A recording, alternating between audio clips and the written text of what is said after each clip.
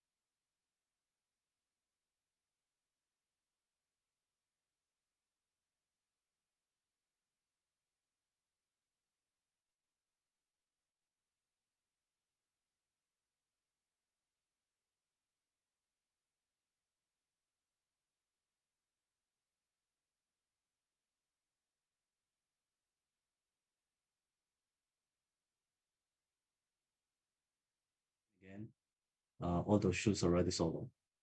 Also, if you are like having to access the seat sales of a certain airline companies, I think most of you experience already, right? It's very laggy. Sometimes it's crashed during the payment as well. So those things could have been improved with a proper software testing process. So yeah, those are the four things that I would say why software testing is so important. So hopefully now we have a better knowledge on how important our job is. So I'll jump to the next topic, which is SDLC. Uh, so SDLC is one of the first thing that you will hear, especially during boot camp or when you're starting your career with the software testing or software development. So what is software? What is SDLC? SDLC is the software development life cycle. So I remember like 11 years ago when I started the Accenture, this is the first lesson that we had on our bootcamp. So what is a software development life cycle? So software development life cycle explains the different stages of software development. So this framework, very important because it covers the planning, building, deployment, and maintenance of the software.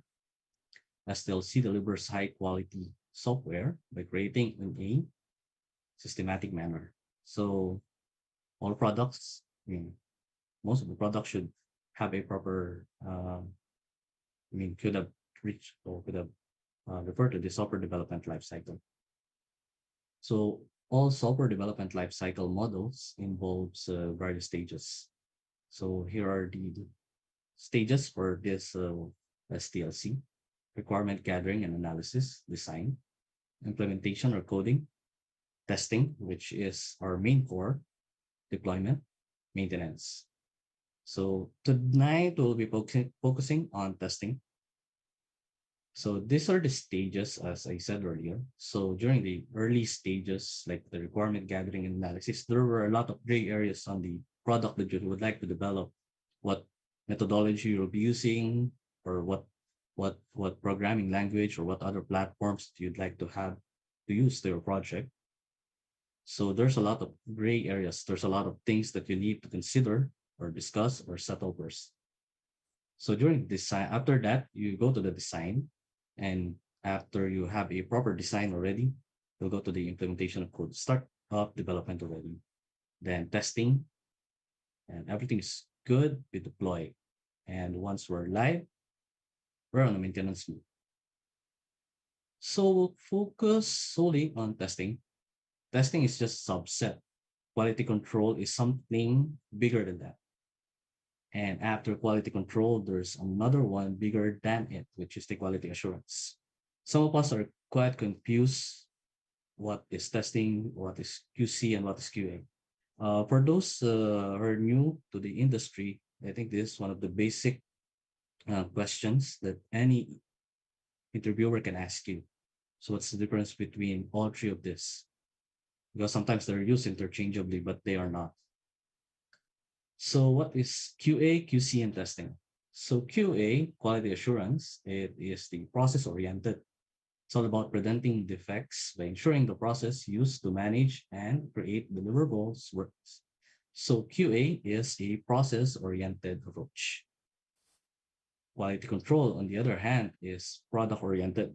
The QA is process oriented, QC is product oriented. So it is the function of the software quality that determines the ending result is what was expected. So something smaller than QC is testing. So it is a subset of QC. So testing is an integral part of QC as it helps demonstrate that the product runs the way it is expected and designed for. So yeah, those are how we differentiate QA, QC, and testing. So just a side note, two of the interviews that I have here in Singapore that I passed will they ask this question. So take note of this as these could help you in the future. So QA is planning. It's about managing the quality. QA defines standards and methodologies, which lays the foundation for achieving user requirements. So this is testing. So where do you think QA starts? Should it start on stage four also? Or should it start on coding while the development team starts to work on it? Or do you think it should start on the earlier parts? Any guess from the participants? I think most are posting stage one in the chat. Okay. Where's the chat, by the way? Wait then.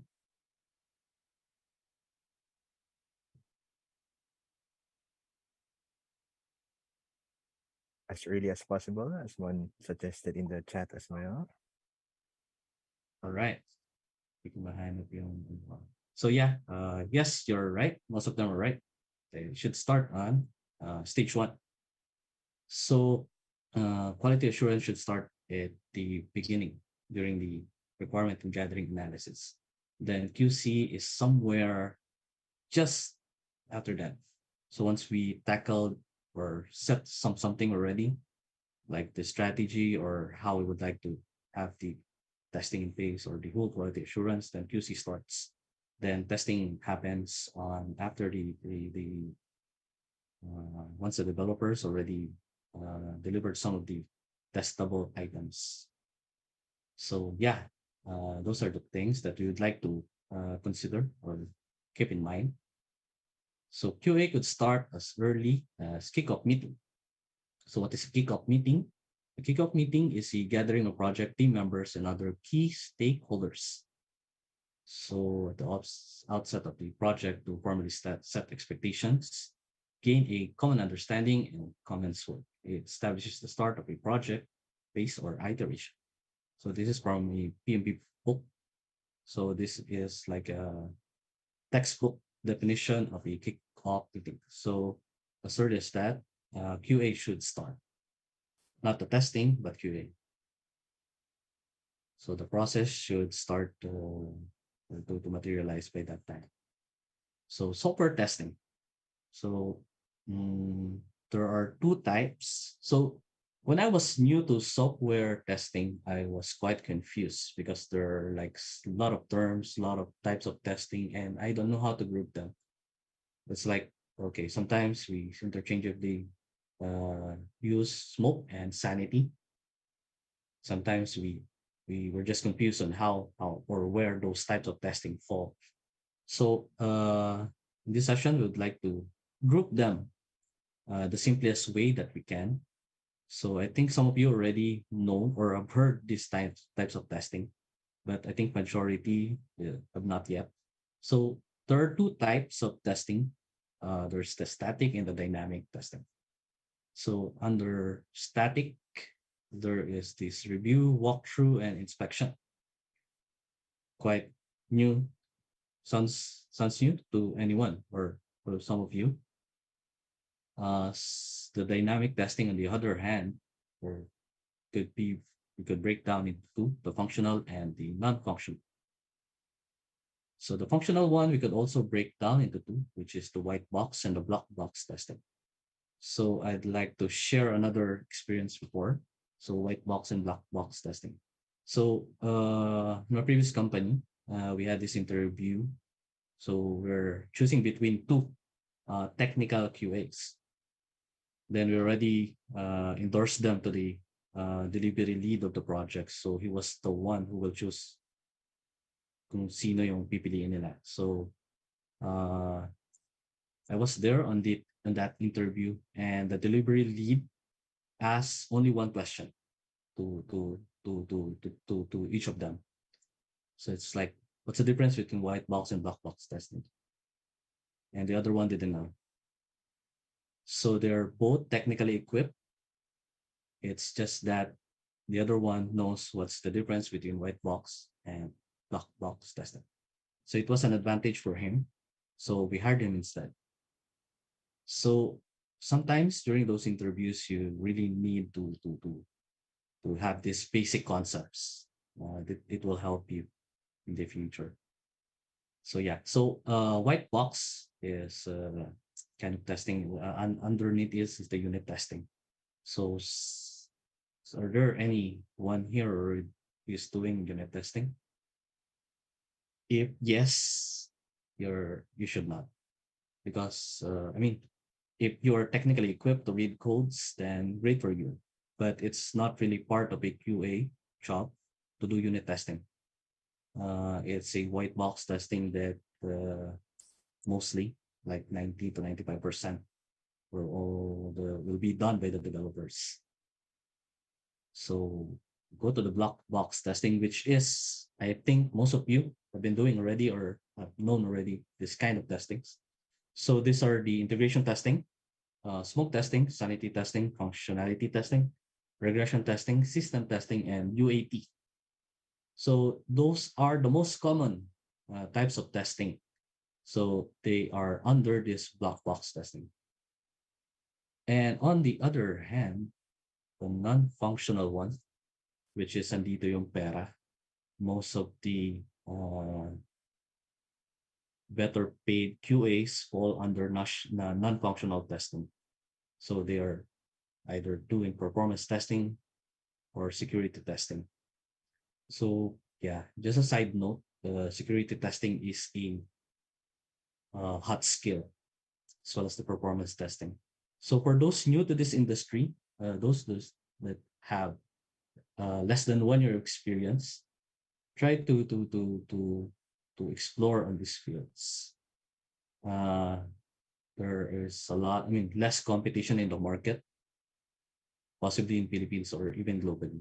So if you have the gift of coding, might as well explore this performance testing and security testing.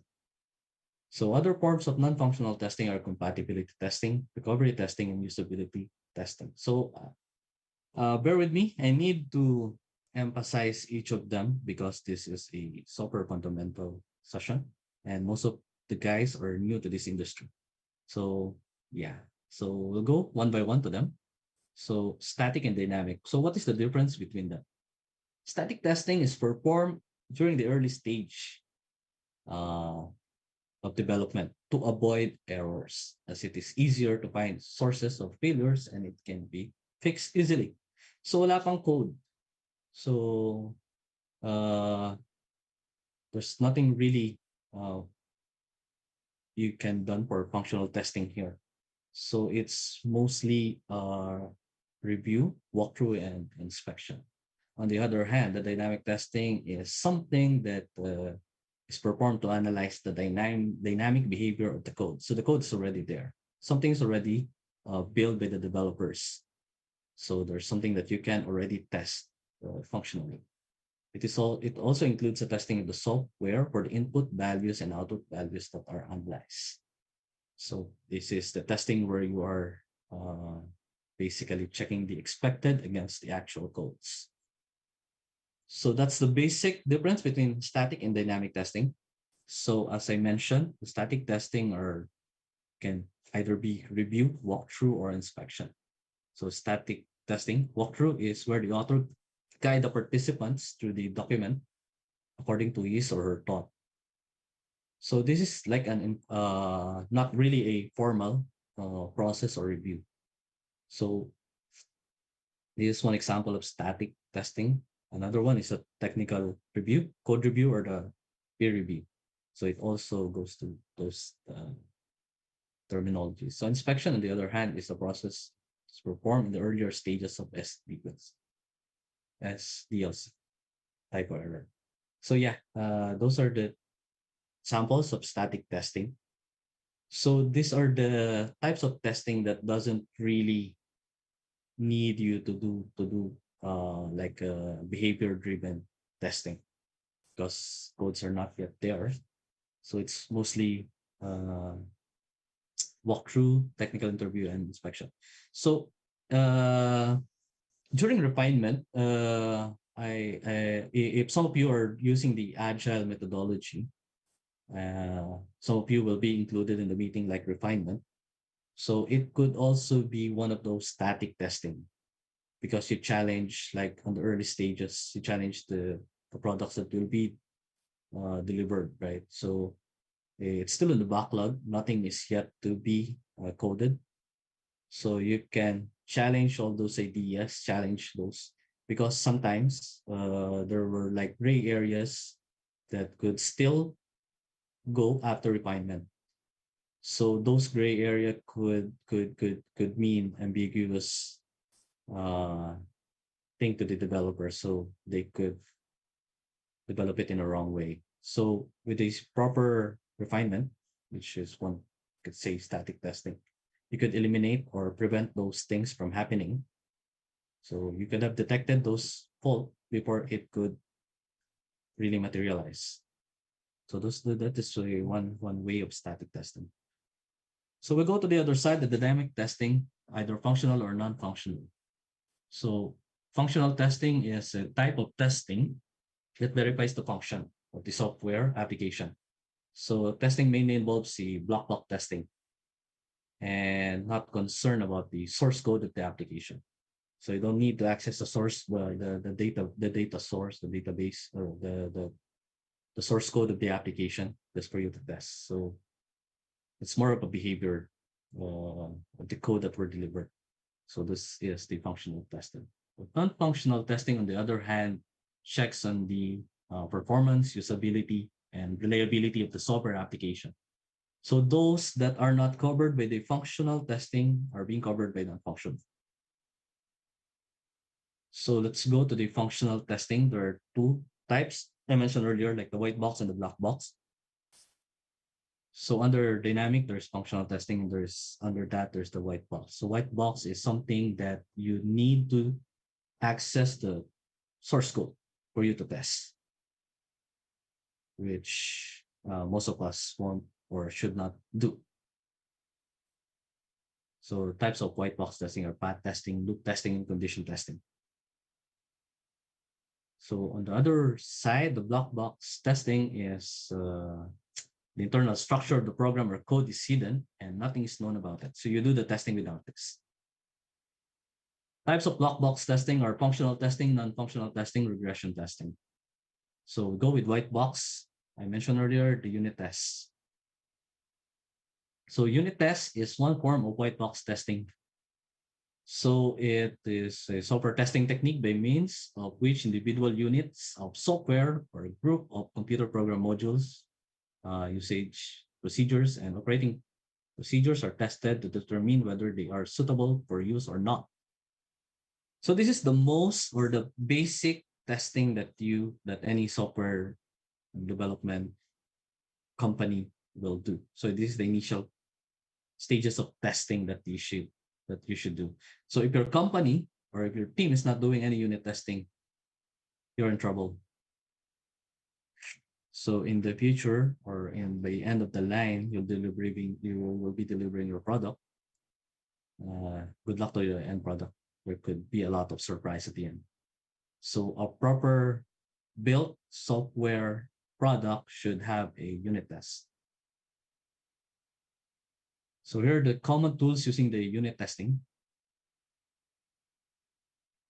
So we go to the black box, which is the most common one, which most of us are doing. So the integration, smoke sanity, functionality regression, system, and UAT. So we'll try to go one by one. So yeah. So integration testing, I think it was part of the quiz earlier by Deltec. So it says that the integration testing involves testing various modules of the software under development as a group to see whether they're functioning together seamlessly. So what's the difference between a unit test and integration test? It's very basic. So if you're testing each module, you're doing unit tests. The developer is doing a unit test. So if it's an integration testing, you're testing them all together. So after unit tests, you do the integration test. So that's the basic concept of it. Now we go to smoke testing. Smoke testing, this is used interchangeably with sanity tests. So let's not be confused. Though they have the same purpose, smoke test is something that you do on the earlier part. So it identifies whether or not the software built that has been delivered is error-free or not. So this is the one of the basic tests that we can do as QA initially. So when the developers deployed something to QA environment, first thing we can do is smoke test, whether it's error free, at least the very basic. Then you could proceed to some other forms of testing. So this is perfect example of a smoke test. So login functionality, you add and you sign up. So this is the basic sample that we can do for a smoke test.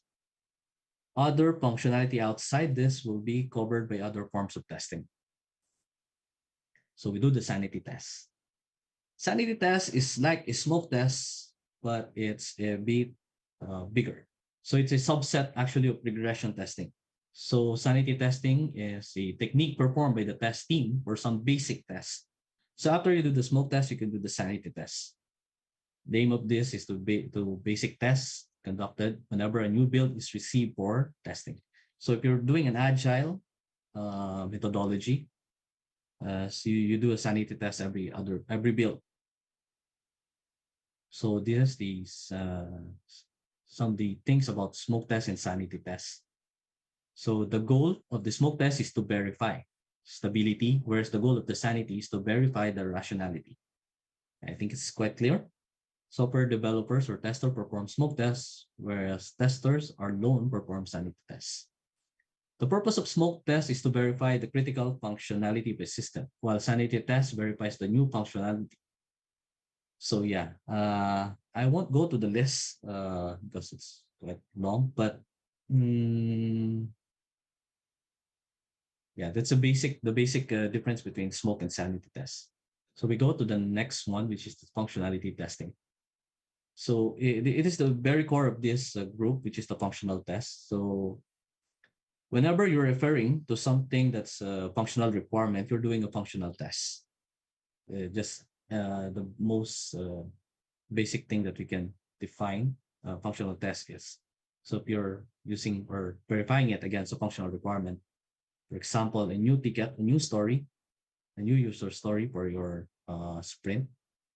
So it's a new requirement from the user. So you'll be doing a functional test for that. Next is the regression test. Regression test is something that's bigger. It is the most repeatable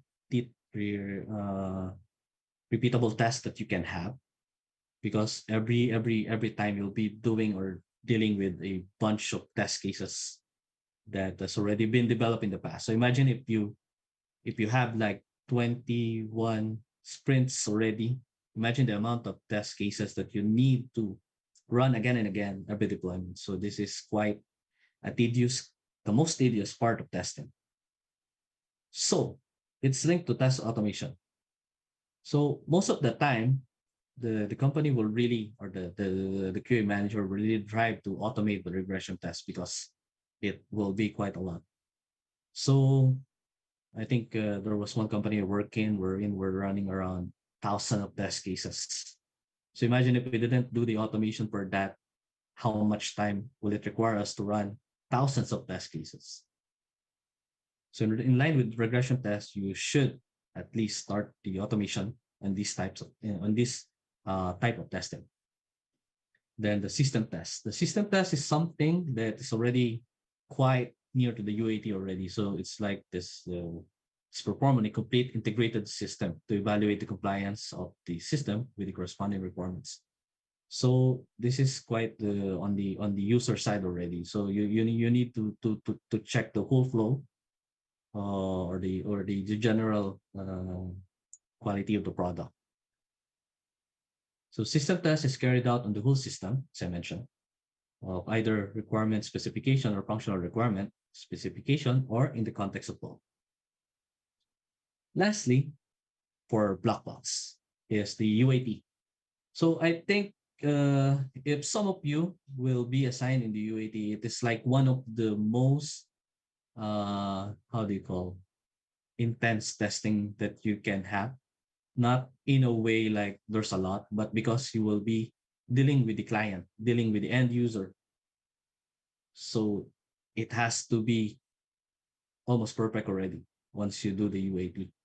The only problem about UAT that personally I've encountered is somehow some users or some of the clients will ask for something that wasn't really there on the first place during the requirement stage. So they were like asking like, oh, what will happen, or where is this, or where's that? Then you will just think like, oh, you didn't ask it in the first place. So it's like the nightmare for anyone doing the UAT, because always, or most of the time, the client or the end users are quite demanding when it comes to the deliverables. So that's why we need to set the proper requirements on the first place. We need some companies do prepare some documents, like they need to sign like, oh, these are the things that we are aligned to do by end of the project. So these are the only things that you will be expecting from us when we do the UAT. Nothing more, nothing less. So yeah. Non-functional testing. There's this performance testing, which is, I mentioned earlier, like one of the hot skills that we have for the testing work. So performance testing is a testing technique that determines the speed, scalability, and stability of an application. I mentioned earlier about the airline, right? When you're doing there's a seat sale happening, so you'd like to book some of the tickets, like go abroad or go just domestic. So it feels annoying, right? Or it feels very frustrating whenever you're about to pay already, then the system crash. So it's like you won't be able to get that seat sale because of the shitty application. So it happens a lot for some websites, right? So those are the things that they could have improved if they did performance testing. So the performance of a certain application varies through the amount of volume, or the volume of the users coming in. So if your application is working fine with 10 users uh, doing it concurrently, it could be a different story if there's like hundreds or thousands or even 100,000 users doing it concurrently. So there's a chance that the system may crash. So performance testing is the key. Yeah. So these are the types of performance testing: the volume testing, stress testing, spike, scalability, load testing, which is the most common, and endurance testing. So for this, I think the load testing, the stress testing is the heavily used performance testing type. So you need to test when a system is about to break down. You need to know how much is the capacity of user that the system can only take, can only handle. So those are the things that are being done with performance testing. Compatibility testing is I mean, one of the uh, most, I mean, a bit easier to do with regards to some of the non-functional ones, such as performance and security testing. So this testing is more on the uh, checking whether the application still works accurately on a different software, hardware platforms, network, and browser. So this is called compatibility testing. So I think there's some of the government agencies you have there in Philippines only works on IE. So sometimes they will do it in a Chrome or Firefox. You won't be able to use them. So something that they can do, compatibility testing. So you should be able, or a company or any product should be able to, they should be, they can use either all of the browsers available in the market, all of the platforms that could be available in the market also. So that is compatibility testing. Security testing, as I mentioned, this is the most, I mean, the hot skill of all the testing. I think it's only rare in the market wherein you can see like a very good or outstanding security tester. So most of the either government company, I mean, companies that use the government, work with the government, bank, insurance, they do this. They use security testing. And this is one of the most highly paid software testers. So again, I mentioned earlier, If you have the gift of coding, try to explore on security testing, something that you won't, I mean, you will really won't regret in in the future. So do the security testing if you have the gift of coding. So these are types of security testing. Recovery testing, this is something that's not really that widely used in the software testing industry. So it is like the technique where to verify the software's ability to recover from failures like software and hardware crashes.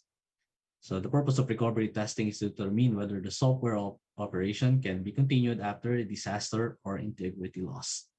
So that's recovery testing. Usability testing, on the other hand, refers to the evaluating a product or service by testing it with representative users. Typically, during a test, participants will try to complete typical tasks while observers watch, listen, and take notes. So this is the usability testing. What else? The goal is to identify any usability problems, collect qualitative and quantitative data, and determine the participant satisfaction with the product.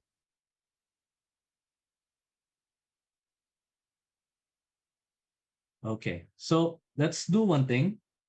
I think I talk a lot about the concepts of different types of testing. So we'll try to lighten up a bit. I know it's kind of heavy to have all those concepts try to put in your brain in a matter of 20 minutes. So we'll try to do a bit of a icebreaker. So you go to menti.com, just type in www.menti.com and type this code. So the winner, the top participant will get the $50 Singapore dollars. So I'll try to convert it to the live uh, equivalent to pesos. So I'll just send to by Gcash.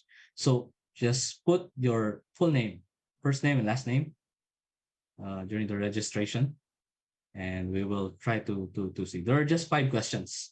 So the participants who would get the most right answer will win. I try to stop sharing for now.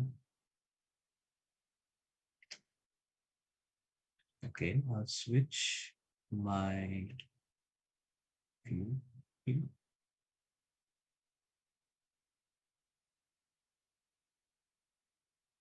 Okay, I'm seeing 129 participants already.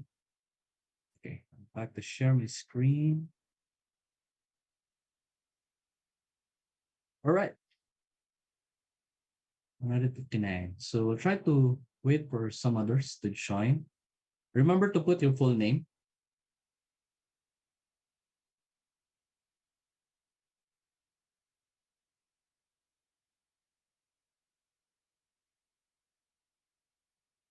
All right, let's give them 10 more seconds.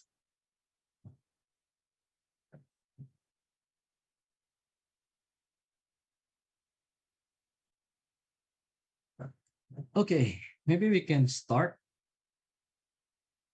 So try to focus on your phone or laptop. So try to start now. So answer fast to get more points. So it is the process of executing a system in order to detect bugs in the product so that they can get fixed.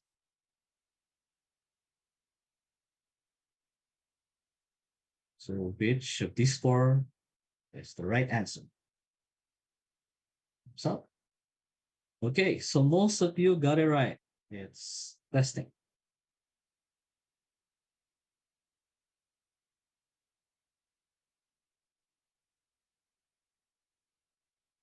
Okay, Irene is on top, followed by James and Summer, Rose, and Brian. Oh, Brian is quite active. Also won earlier. So let's go to the next one. Question number 2.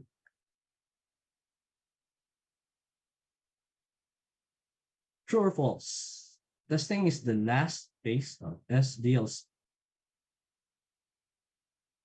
Quite an easy one.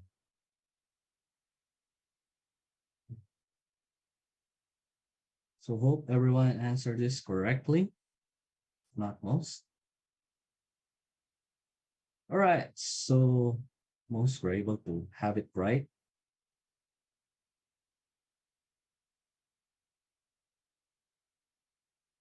Okay, I think we still have the top three. Oh, Jenny went to top three already.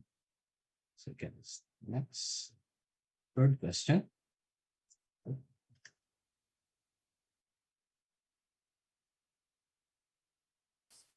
So who is involved in a kickoff meeting? Is it the client and project managers only? Is it all the project team members and other key stakeholders? Is it the development team for them to start coding or the QA team to kickstart testing? All right, perfect. So I think most of you did really listen. So down to the last two. Check on the leaderboard.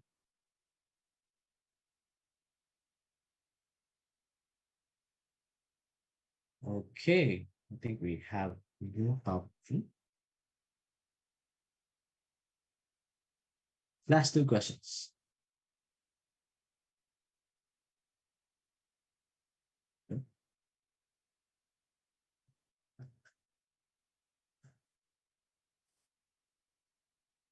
Unit testing should be conducted by whom?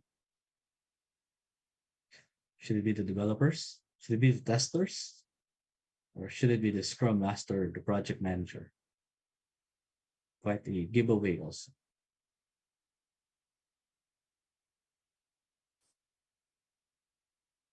All right, so 95% of the time should be the developers. It's not really the task of the QA to do unit testing. So if your scrum master or anyone from your team is asking you to do unit testing, it's nothing.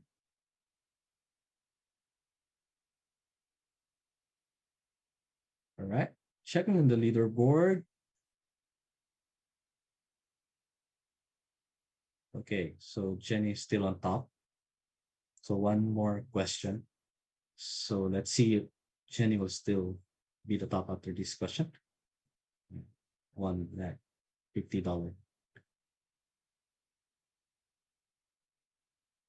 That's one. Oh, why? Okay. Recovery testing, usability testing, and compatibility testing are all under which type of testing? Is it a functional, white box, black box, or non-functional?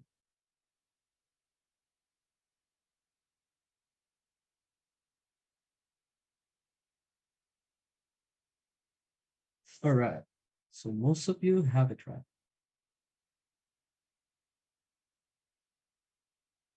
So let's see who is the big winner.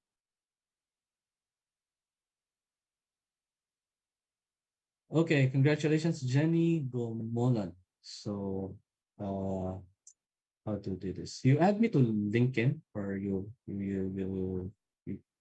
chat me, so I can give you the Gcash. Okay. So yeah, I think that's it. I'll share again and go back to presentation mode.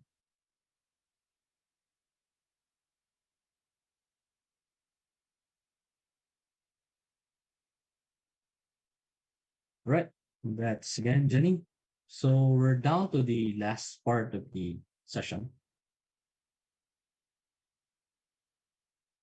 So by the way, currently Singapore dollar is around 41.5 pesos. So like last May, oh, it was around 37. It's like almost 5 pesos increase. So I already talked about different types of testing, but where does automation testing comes in? I think those are some of the questions that's already in your mind.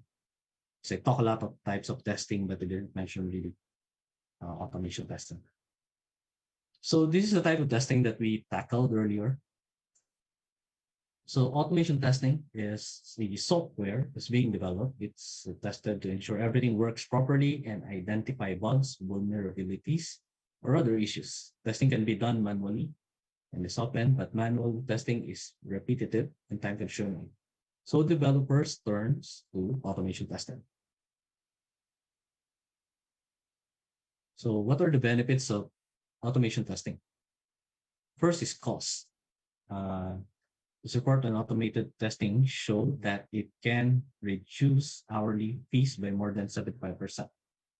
Speed and accuracy as well is one important thing that we can achieve because of automation testing. So automation testing, data collection and data analysis provide actionable results quicker. Automated testing dramatically increase speed and accuracy compared with manual testing. I mentioned earlier about one of the companies that I work for having like thousand of test cases. So imagine you're doing thousand of test cases manually. How many hours or how many days will it take you to finish those kind of testing? But if you will be able to create some script to do some automation for those test cases, then you can just run it overnight, look at it in the morning, and see which of those test cases fail. So it helps you a lot, especially the manual testers who is if you will be doing the same testing again and again, repetitive, like the manual testing every time there's a deployment to QA environment, it will be very tedious. So it's an annoying task actually. So if you will be able to do automation with that, it will be a great help for you, per company as well. Effectiveness. The automation testing allows for increased task coverage and earlier detections of bugs and vulnerabilities. So you can easily see which area or functionality of your system is failing because of automation. Something that could take time if you do it only manually. So what are the criteria for automation testing then? So tests that are repetitive and time consuming. So if you cannot do some if a test case is not repeatable, it's not really a good candidate for automation testing. So for example, the data is always changing and you can't find a way to generate the data for your script. You need to always put like a hard coded data in your script just for it to run perfectly. And that data will expire in what certain period of time. So if you will run your script, it will fail because of that data. So it's not if you cannot do it repetitive, it's not a good thing to automate. Tests that run for multiple builds. Let's see one condition again for test automation. Tests that are vulnerable to human error. Tests of high risk, frequent use function within the software. So if you will be doing some sort of a banking, right, banking application, so transferring money is one key area, one functionality that you should really take care of. So that's one of the most used functions. So, but beware, don't run your scripts on a wrong environment. It could potentially break your career or break your company's reputation. So imagine if you're doing a automation regression test and you do it every time on the QA rating environment, then suddenly you map it in the wrong environment, you run it in the production. Imagine how much trouble you will be into pushing all those data, those dummy data in production. So just be aware of that. Tests that can't be done manually. So if there's some sort of configuration on the test case, there's no way, there's no tool that you can use to automate it. If there could be some, but there would still be some limitations that might still need some manual intervention, which makes it not a good, suitable candidate for automation. Another thing is test that needs to be run on multiple software or hardware configuration, as is like I mentioned earlier. So types of automated tests. In general, there are two types of automated testing.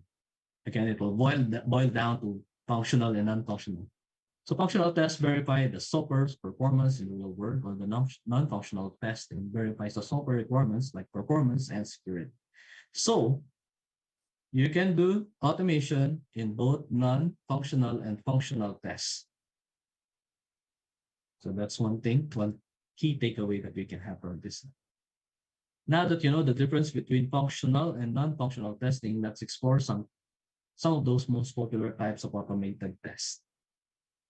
So this is the breakdown that we had earlier. So mostly you can do the automation for unit tests. Most or all of the black box testing you can do automation. For non-functional testing, you can try to use some tools for performance, compatibility, and security tests. So most of the time, these are the types of testing that you can, I mean, candidate for automation. So test automation process. So what are the key things to consider before you jump into automation? It's not like, oh, automation is good. Automation is really will really help the company. So we do automation.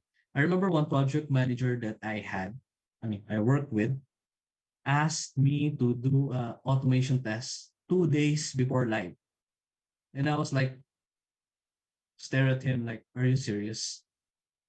He thinks that automation is like plug and play. Like if a system is ready, you have the proper tool, you can just put it. It's like a tool that you can wear and you can go. Ooh. No, it's not like that.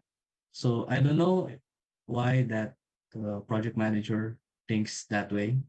I'm not sure if he knows really about testing, or I'm not sure if he knows anything about SDLC or something. But that's one of the most stupid experience that I had, asking me to do an automation 2 days before night. So selecting a test tool. There's no perfect tool that can handle all kinds of testing. There's no such thing. If Selenium can handle UI automation, you can't use it for API automation. If Postman or SOAP UI or any backend or API enabled automation tool that you can have, you can use it for front end automation. So there's no perfect tool that can handle all automation in one. There will always be a pros and cons for every tool that you will be using. So choosing the right tool is one of the most important thing that you could consider prior to start automation. Because sometimes, right, we think of, oh, okay, Selenium is the most used, so we use Selenium. Then your team is doing what? Middleware testing, so mostly API backend. Selenium will work. So you need to know those types of criteria before you select the proper or the suitable testing tool, the suitable automation testing tool that you can use for your team. So selecting a testing tool require you to identify what language in the software it will be written, what are the testing requirements in the first place, how will the testing scripts be written, on who, will the team use open source or paid testing tools. If you are lucky enough to find one good automation tool that is open source, lucky for you. Your project manager will be a lot happier if you'll be able to use an open source tool that could really be the perfect fit for your application. But most of the time, uh, one of those well-established automation tool will always be paid. I mean, license, need license. So you need to cater to put some budget in it. What existing infrastructures is already in place. So you need also to consider that. So yeah, you need to be in line with this in selecting the proper automation tool. You can't just anyhow pick any automation tool in the market and yeah, let's use this. You can't do that. So define the scope of the automation. To define the scope of the automation, you'll need to know such things as what features are essential to the business. You need to know you need to know your business pretty well. You need to know what are the areas that they badly need this this thing. So, for example, if there's a certain functionality or there's certain module in your system that requires to have it automated, you need to consider it in this way. So, I mean, proper scope of the test automation approach should be there. So, plan, design, and develop. So, once you have selected the tool, define the scope, the team can now start doing or building the framework if you're going to do the open source one, or if you're doing or using a license one, then we can simply plug and play to whatever the feature of that automated tool you selected. So the tools, framework, and test types are integrated into a schedule or timeline so that the production will continue according to the goals and milestones set by that developer. So last one, execute the test. So if you have everything in place, you just need to run, and tests are performed according to the automation plan schedule. Then data is generated and collected to be analyzed for feedback. So those are the four most important things that you need to consider prior to automation. Oh, last one is the maintenance. Once everything is in place, if you carefully selected a tool, if you carefully identified the scope, build it well, maintenance shouldn't be a problem. But if you just anyhow selected a tool or not defined the proper scope, then maintenance will be a monster for you. There are some stories that I've heard like maintenance is so awful that they just completely abandon whatever they have done for what 3 4 years. So we need to really be careful in choosing these things. Look ahead, like 3 5 years in the market, will it still be the hottest thing, or it's already on the downtrend when you start using it? So you need to consider those things. So these are some of the automation tools in the market. I think some of you would be familiar with them. I just googled it and I put everything like what's the widely used so far. So I think there's still some of them. Some of you probably have used JMeter, Selenium, UFT, Appium, Catalan, Neoload. So and these are the automation tools that are readily available in the market. You just need to find what is perfect for your application or what suits your application very well.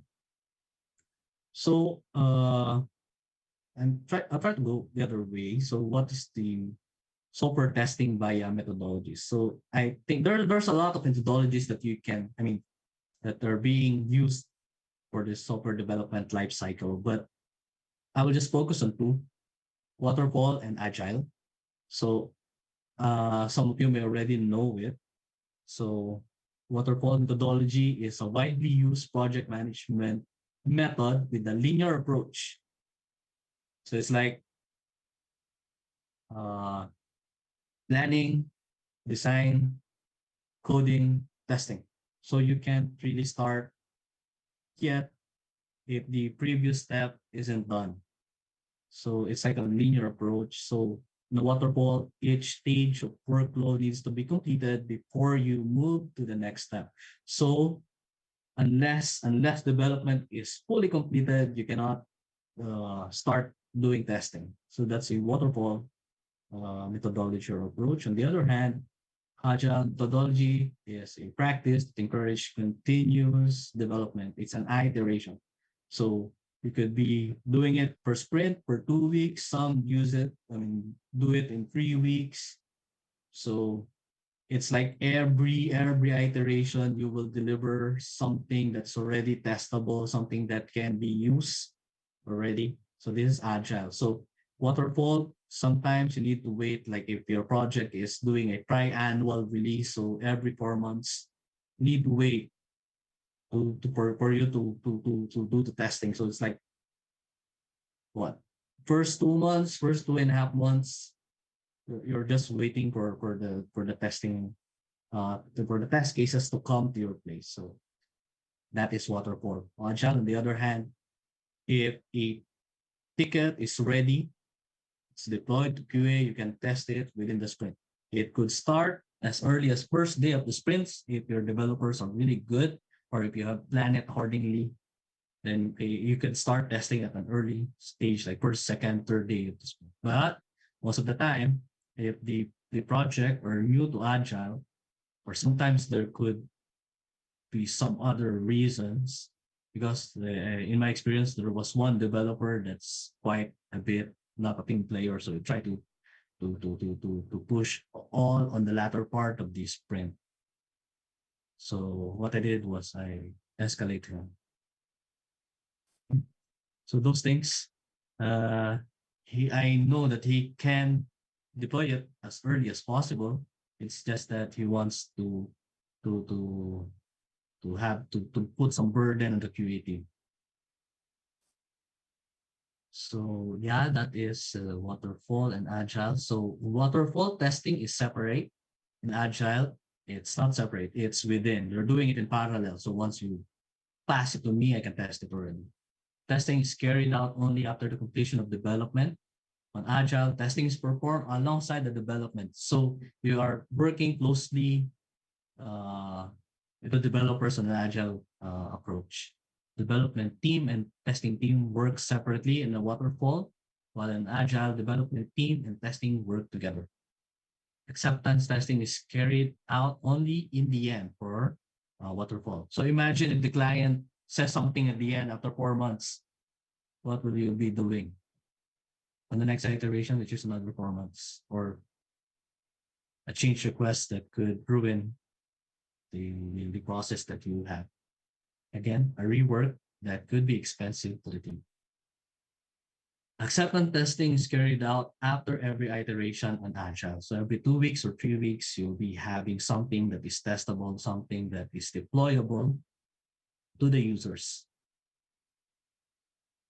So, okay. So we're still around 23 minutes left. So I will just have a quick run through of some of the software testing skills that you need to have, especially most of our uh, attendees so far is less than 1 year experience. So uh, with my experience, like 11 years, I laid down some of the advice that I can give to most of you. I think you should put it in heart, because eventually some one way or the other you will be needing this kind of testing skills. So one is analytical and logical thinking.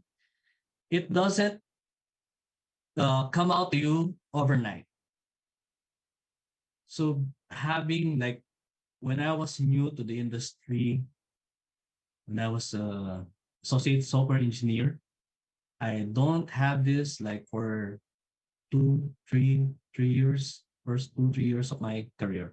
So I just sit there, wait for my lead or manager to give me some instructions, so I do it. But the analytical and logical thinking happens slowly. So through experience, you should be able to have this analytical and logical thinking. This will really be helpful to you. So just a side note. So when you're new, try to observe how the tenured resources around you does it. So when I was new, when I was starting my career, I always look into my leaders. I always look into my lead, sub lead. I always like to observe how they're doing it. So that's one thing I was really thankful to Accenture when I was starting, because they are quite process oriented company. So it helped me a lot to have this skill slowly develop in me. So it's an analytical and logical thinking. So imagine if you're in a tight situation, imagine if you're in a deadline, or could possibly miss the deadline, or some change requests happen, or some priority one bugs occurred during Friday night. So those analytical and logical thinking will really help you to survive those kind of days. It will put you in a situation wherein you can your judgment will be sufficient to solve to be able to get through it. So that's one thing. Try to develop the analytical and logical thing. Don't force your way. It will come out naturally. Just keep on doing the work, keep on observing how the experience resources you around you do it. So try to learn from them. And you will just be surprised. Like 5 years along the way, oh, okay, so I had this experience before. What did they do during that time? Okay, so those things could really help you. Ability to use or utilize fundamental knowledge. So you really need to know the basics, like what I mentioned earlier. So imagine if you don't know unit tests being should be done by non-QA. Imagine if a project manager tell you do the unit test. It's testing. It should be done by tester. That's why it's called testing. So if you don't have that fundamental knowledge, how you defend yourself? So most of you are manual testers. So currently, right? So if a project manager asks you to look into the code, try to test it, unit test it, it will be really, really a hell of a task for you. So have the fundamental knowledge because you will really need it along the way. Uh, what else? Yeah. So stick to the some of the basic things that you need to know as a QA, and you'll be able to utilize those knowledge along the way. Ability to visualize business solution. So for business solution, I think this comes to experience as well. Uh, hold on, give me water break. Yeah. So ability to visualize business solution. So I would like to share this one experience of mine. So uh, we're running parallel projects, and one is really a must-have by end of year. So what I told the delivery lead was like wrap everything, focus on the one that really matters. If this one is the one that will affect the delivery or the goals for each of every one of the team members that we have. If that will affect the bonus, if that will affect the ratings that they will have, stick to it. Have it prioritized because sometimes you need to have those business solution. You need to have those uh anything about the business. It comes again to experience. So the way you observe how people think, how people react, it will put you in a situation wherein you will be able to adapt or use it in the future. So do and I again know your business well. It's not like you're asked to do only repeatable tasks. You do testing for these test cases like every sprint. You should always go beyond. You should go beyond what you're currently doing. I had this mistake when I was new in my career because I was working in a middleware team. I only care about my daily tasks. So I was like doing again and again those API testing, those test cases for 2 3 years, and I didn't really even know why we're testing those back end test cases. So when I jumped into the other company, so I was like, oh, that's why. Maybe I should have known it earlier. It could have helped me on the decisions making or the way I tested it. So try to go beyond what's your daily task. The better understand you better understand the situation or the business that you're working on, the features that you're currently working on. It will help you. It will help you to visualize the business solution along the way. Strong communication skill is one thing again.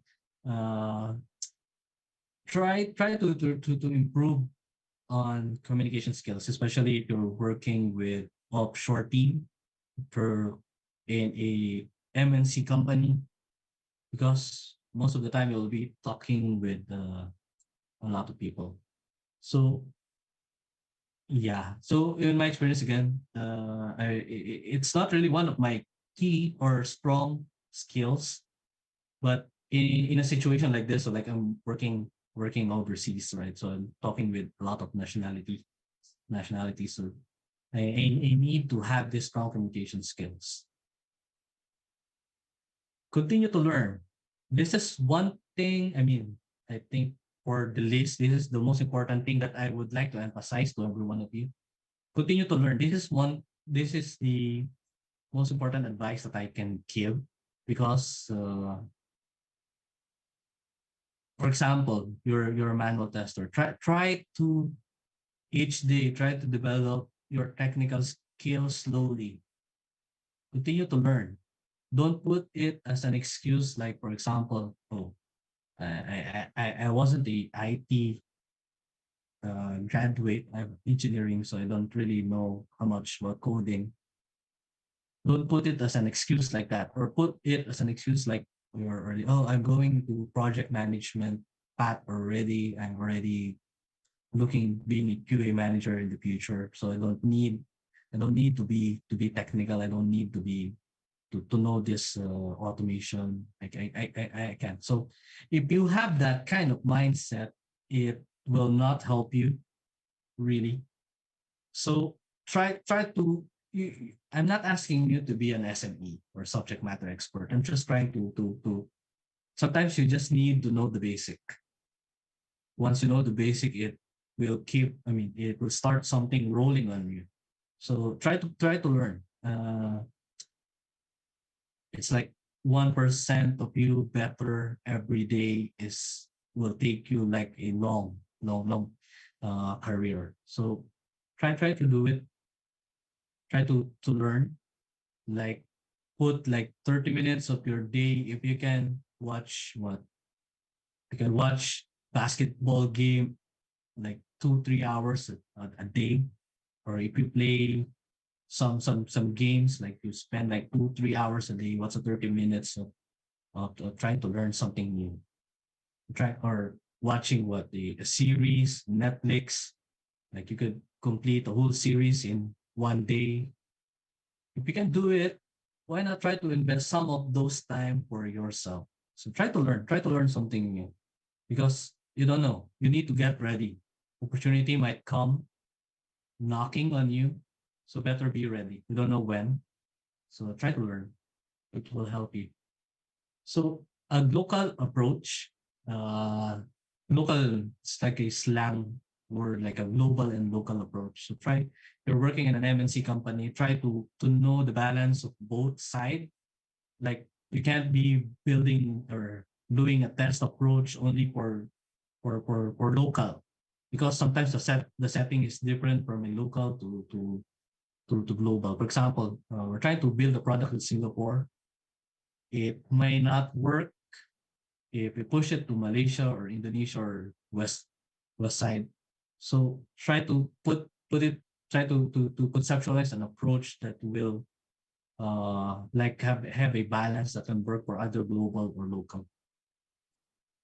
Critical thinking, knowledge of intellectual curiosity and creativity. Uh, I think this is again same. So it's like it will develop in you as you go along your career. And again, project management skills. Project management skills. It's really important for if you feel like it's not always just about technical. It's not always about soft skills. Sometimes you need to go beyond. You won't be you will be promoted along the way. So you need to have this kind of project management skills also. So what is the future of software testing? So we'll just make this quick. So machine learning, IoT testing, user experience, test automation, agile, performance engineering.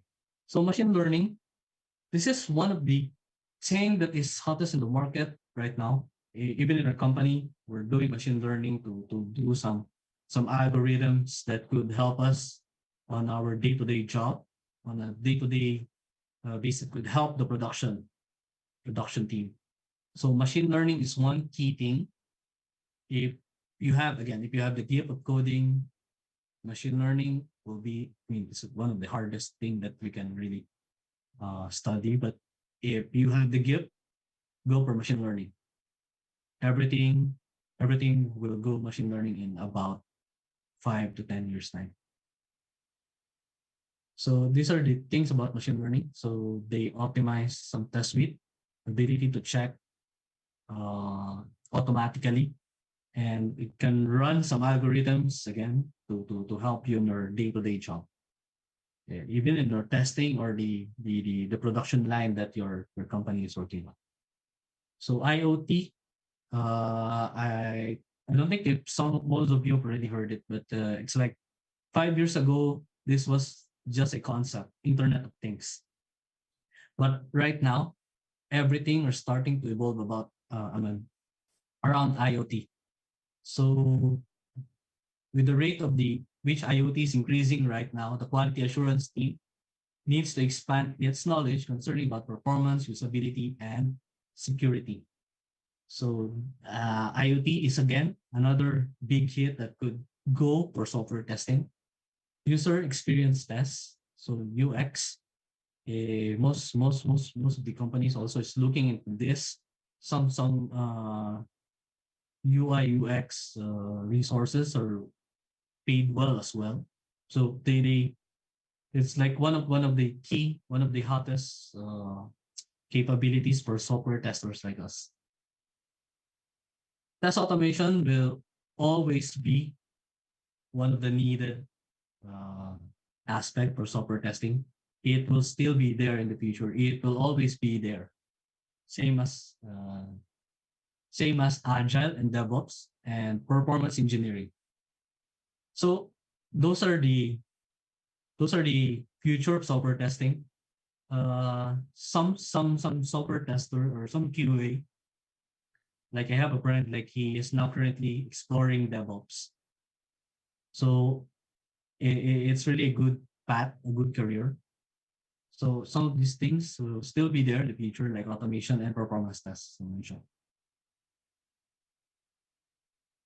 So one of the takeaways, 8 minutes left. So quality is everyone's responsibility. Put that in your mind. It's not just the QA's responsibility of quality. The moment you write a test case, the moment you write a user story, it's already building the quality. If you're building a scrappy user story, will you expect a developer to build it the way you think? So everyone's responsibility is quality. So right at the moment, right from the very start, the requirements gathering, it's already about quality assurance, as I mentioned earlier. So I be 1% better than yesterday. Imagine like 365 days a year, like 1% of that every day. It will take you somewhere better. So try to find time for yourself to to to have this mentality of being 1% better. So if you could enhance your technical skills, can enhance your coding skills, 30 minutes a day, 15 to 30 minutes a day, right? So it could take you a long way. So have a 5 year plan. Always have a 5 year plan on you. What's your plan for your career? Where do you want to go? Like, would you like to explore on automation testing? Would like to explore on performance and security? Because I mentioned it's one of the better paid capabilities for software testing. So have a 5 year plan. So how far are you from that goal? What are the things that you can do to improve you or put you in a better situation or put you in a better place to achieve that goal? So have a 5 year plan always. Be ready. You will never know when the perfect opportunity will come. The perfect opportunity might come to you, but you're not prepared, then that perfect opportunity will just be of waste. So always be ready. put heart in whatever you're doing. Like in the business, try to understand the business, try to understand the feature, the module that you're testing, try to understand it, put your heart in it, and you will be rewarded. You'll just be surprised. So explore outside your comfort zone. Don't always put like, okay, I'm okay with doing this repetitive task like every sprint. I'm okay since I'm getting paid anyway. But try to explore outside of it. There's a lot more software testing can give or offer you. So I think that's it. Uh, so you can reach me to LinkedIn.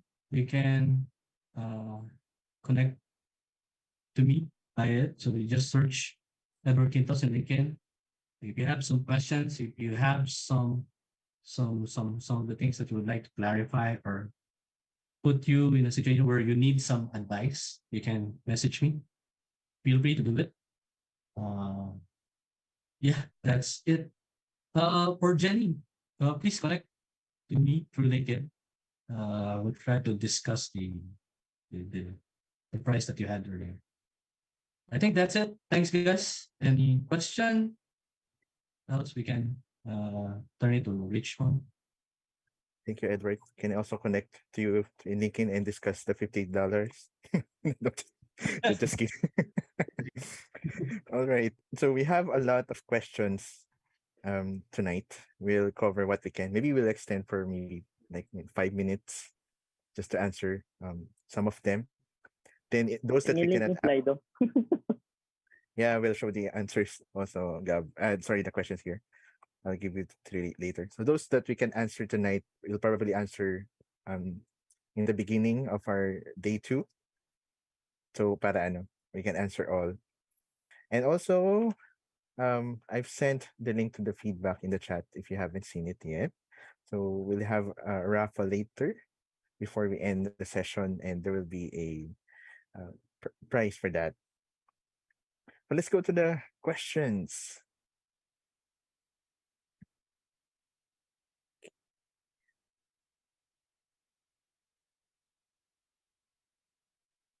All right, for the first question, is programming needed for software tester? Edward, your thoughts? Okay. Yeah. So is programming needed for a software tester? It's it depends on what your goal is, or it depends on what is your current role in the team. So, but I would personally say yes. So you should try to slowly develop that programming skills in you if you would like to move further for your software testing career. Because for me personally, I didn't know programming at all when I started working because I did I was an engineering graduate, so I don't know about programming, but I tried my best to work on it. So as a piece of advice, yes, if you can, try to learn programming. From our mentors, Gab, Anthony, Ian, anything you wish to add? Yeah, I agree with him, no? Ano talaga dapat? Hmm, sorry. Yeah. So, yeah, depends on what your career goal is, diba? So, kung ang balak mo talaga is going to be at that role, software development, software developer and testing at that, okay, so it's needed. But, yeah, uh, right now kasi ang market is towards mga automation testers. So, it's very beneficial for everyone or for you if you want to be uh, if you want to be successful or if you want to really pursue yung automation testing, yeah, you need the programming skills. Okay, skills can be learned. Okay, so just no sinabi kanina, be 1% better every day. Okay, so practice the programming skills. Okay, Mentors, hold your thoughts kasi the next question is related to this, which I will bring up. So, kind of follow up, how much programming knowledge or concept to learn to become an automation tester? Edward? Okay. So yes, how much programming knowledge or concept? So you can start from scratch actually. So you start to build yourself, right? The confidence in you. So you don't, as I mentioned earlier, don't need to be right away an SME or subject matter expert to you for you to start automation testing, right? So you can Google it, right? So for example, you would like to build a framework. There's a lot in Google that you can follow. So try to slowly put your place in a better position to be an automation tester. It doesn't really require you to be really expert before you start to say like, oh, I'm confident already to become an automation tester. No, it doesn't work like that. So try to familiarize yourself slowly. So as you go on, it will make you better. So yeah, you can basically start from scratch. Siguro, I have an answer to this question as well. No? For me, um, when we say programming knowledge, what's more important to learn is the logic on building how yung thought, how you build your thought, the logic first, because sometimes we usually are intimidated by the programming language, diba, which have different Mm. syntax, different way of expressing them. But first, when we say what is needed in automation, how do you build yung logic of how do you build logic? How do you construct how to test rather than the language itself? Because language is the tool, and as you jump from one job to another, the language will change, the tool will change, but the logic, the core idea of what's needed in automation testing will remain the same. So, ayun. Anthony, was Yep. it you talking earlier, or I heard No, someone? no, Okay, sorry. But okay, okay. anyway, so since I'm already you put me already in the spotlight, maybe I could share this. This probably a really good roadmap for everyone. Let me just quickly share this. So can you see the screen right now? Yes. Yep. So this is the roadmap. So which something that you could follow as well. So this is a quality engineering learning roadmap. So you would see that what are the fundamental things to study for a QA. Then what are the concepts? So I think you've already touched the concept in terms of how you can, build your logic and what are the Right. fundamentals. Yes. And now you will now branch out whether are you going for a unit testing, API automation, web UI automation, and then also Edward mentioned about security, about performance. So this is actually a good roadmap for everyone to check that these are the things that I could probably start to learn with. Okay, so I'll be sharing the link. Now I just show it for the purpose for everyone who are excited about their journey about software testing. Next question. Quick question for you, Anthony. Can we have the copy of, or sorry, for Edward, can we have the copy of the slides? I think we First, can share in the MOT Bootcamp group. Is that right, Anthony? Yes, all of the materials will be shared in the MOT bootcamp as well. All right. Next question. Is there a reason or possibility that some companies doesn't do unit testing? You is there a reason or also yes, some companies, yes, they do. Like for example, right? I've seen some teams were built differently. Like they try to like for example, a company try to move into a digital team, then try to pull in people who knows the business, but they don't know the process. They don't know how it goes. So sometimes they just look into what is delivered, but the best approach or the best, the process to do it is differently. So sometimes they don't look at unit testing for the fact that they are able to develop or put something to the client. So they initially, if your project is new, it's okay. I mean, there's just I mean, not really a lot of line of codes, but if you're looking into like 2 years, 5 years in the process, right? So you could potentially be seeing a lot of bugs already. So unit testing doesn't, for example, as I mentioned, if the team doesn't really know the whole concept of SDLC, they won't really care much about unit testing. So some companies does it. Okay, Edward. Any other thoughts or experiences from our other mentors? Looking at you, Yeah. Gab. Yeah. So, nangyayari dyan kasi is, di ba, may mga companies, yes, na hindi sila aware na dapat unit testing sila. So now, as quality agents, as agents of change for quality, okay, sa atin nababagsak yan as QA. Okay?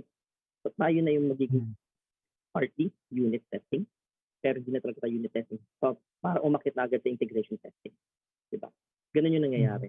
Pero siguro, part of it is, dapat, parang coaching na rin to the entire team na dapat may ganito tayong process. Dapat nag-implement tayo ng unit testing. That is part of being a QE, QA. Okay? Wag tayong magpapakulong dun sa paradigm na tester tayo, magta-test lang tayo. Unit testing dapat si dev lang. Kung dapat yung buong quality is responsibility ng buong. Yung quality is responsibility ng buong team. Okay? So, and let it start with us. Okay? Let us coach them kung walang unit testing. Kausapin natin kung sino man yung pwedeng mag-implement ng unit testing. Ganun yung take ko dito. Thank you, Gab and Edward. Siguro let's have 3 more questions for tonight. And as mentioned earlier, we'll cover the remaining in the start of the next session, the next session natin. For our next question, how to properly document testing and findings? Will there be any sample documentations that will be given for tonight's session? Okay, good question.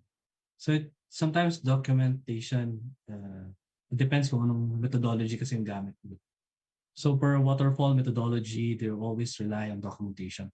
But for agile, it's a different thing. So agile methodology is like less documentation, mas okay. Ganun yung approach ng agile. But it's also you need to find the proper balance as well. Like what can be helpful to your team. Like we had this experience before, like, okay, agile tayo, hindi tayo mag-document. But then along the way, it was like, oh, what happened? Like, this was developed like 5 sprints ago. How was the approach that we had? So it's like, okay, because of lack of documentation, we can't refer to anything at all. So you need to find the perfect balance on it. It depends on what your team needs actually. So if everyone is new to the team, like you're a bunch of new developers, new QA, I would really suggest, even if you do agile, try to document as much as possible. But if you will have the luxury or the budget of having all senior member of your team, we could lessen the documentation. Thanks, Edward. Anthony, curious as to what your thoughts about this question is. Well, About documentation, it always depends on each organization. So, but the industry is changing in terms of more companies are adapting to more testing and documenting only the critical scenarios. Remember that if you are agile, so things can get really fast. So what will happen is that your documentation will not be updated. So if the documentation is not updated, then you're just wasting time. So, or you have to put a lot of effort, to update the file. So those are pretty much the problems that I think Edward needs to balance. Do you want to test more or do you want to update documentation? So which one you wanted, to adapt? Thank you, Anthony. And our second to the last question for tonight is, okay po ba in the future yung mga no-code automation tools? So maybe just for context, Mhm. so there are some automation tools that requires you know how to code, and there are some automation tools that are no code. So Edward, what are your thoughts about this question?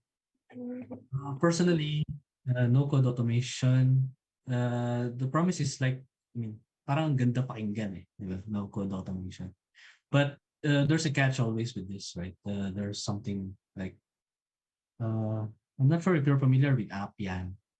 Tried to do one of my projects. We tried to use Appian, so it's like no code development. But then along the way, we find like it's not really flexible.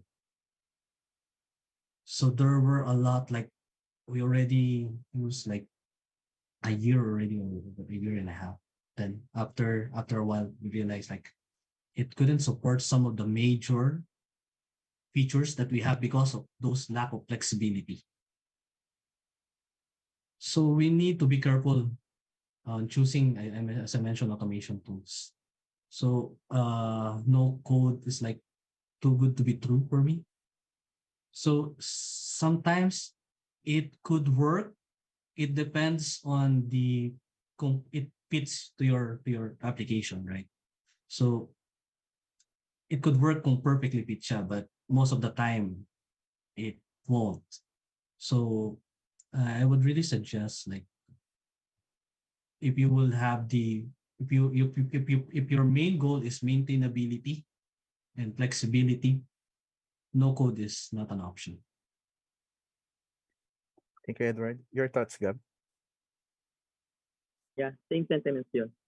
Yung pagiging low code, no code na binibenta nila is really, ang kapalit nun is yung flexibility na, yung sinasabi ni Edward. Okay? I've been with a project na development and automation. Nag-try sila ng ganitong theory na low code, no code kasi yung premise. So, nagustuhan ni client. So, sabi nila, makakapitid tayo in development hours and testing hours kasi nga, low code, no code. Diba? Pero along the way, nakita nila yung budget. I mean, yung project mismo is hindi pa matatapos kasi nga, ang daming kailangan gawing customization, right? And then, hindi nga flexible. So, in the end, parang, sana nag-ano na lang pala tayo, traditional na with coding talaga na automation and development. Okay. So yun. I agree with Edward. And maybe for me, just to quickly answer that question, I think it depends on your purpose too. Usually, low code automation tools are useful if you want, because low code tools are good entry levels for those who are not really into coding. So it will help. It's like a stepping stone for people who are not into coding but who wants to learn automation. So you don't need to learn um, programming language syntax. You just have to have that logic, and then no code automation tools have some way to let you automate without knowing the code. So I think it's good for entry level. But I think for once the complexity of the script of the scenario that you want to automate, and that's when code automation tools comes helpful because it's up to you how to control your automation script. So yeah, that's my 2 cents. And last question for tonight.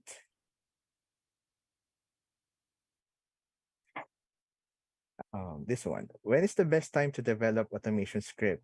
Do we need to wait until the feature is stable, or can we start when the dev gave the feature on first build? Okay. Right. So yeah, automation. The best thing is we should start as early as possible.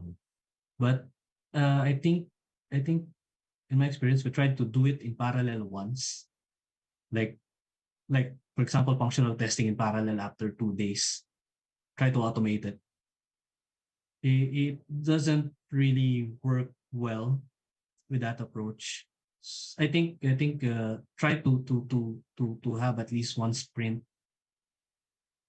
to have one sprint uh, done, so that at least on UAT they give the thumbs up to, okay, we're good with this product.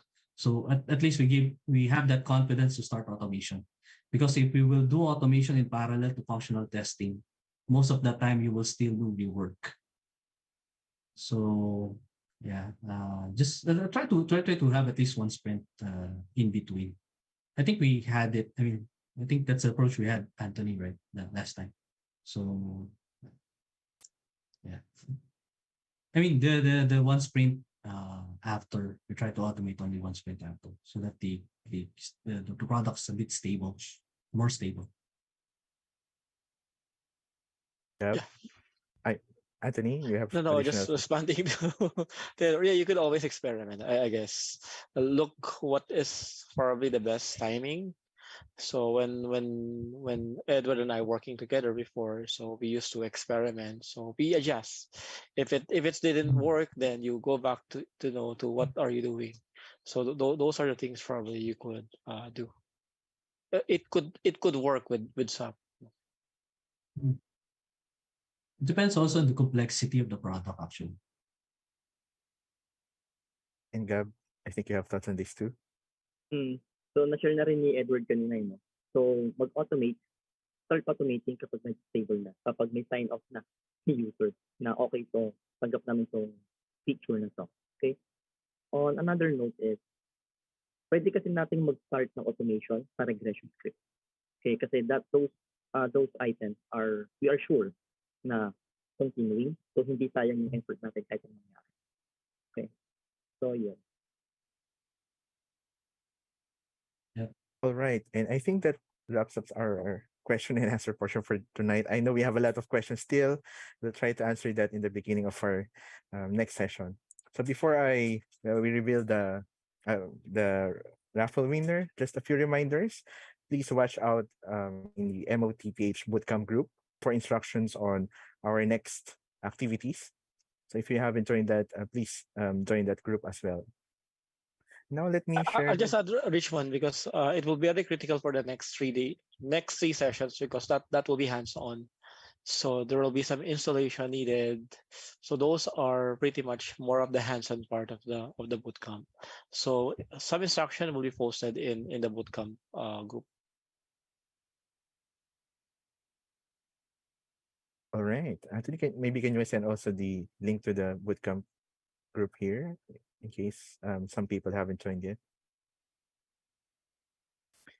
Yeah, And it's and it's under email actually. all right, so Yeah. they know. Let me share my screen. So this is for the feedback. Thank you for giving your feedback. There are a lot. Iba talaga pag may raffle, no? In the next days, we'll also have feedback every day and prizes too. So for tonight, the winner of some prize that Anthony will decide is Kenneth Christian Malyari. Are still here? Kenneth? Ayun, sorry. Ito yung chat. Dito ka pa, Kenneth? Ayan, congratulations. So we'll reach out to you. How we'll give the prizes to. Again, thank you everyone for joining tonight's day one of our test automation bootcamp. I hope you learned a lot. And also maybe a final message from us. QA also means question asker. So if you have question for um, today's session, follow your curiosity, dive more into this big world because it's a lot to learn, and we'll help you with that in our next sessions. Again, thank you and have a good night, everyone. See you on day two. Guys. Thank you.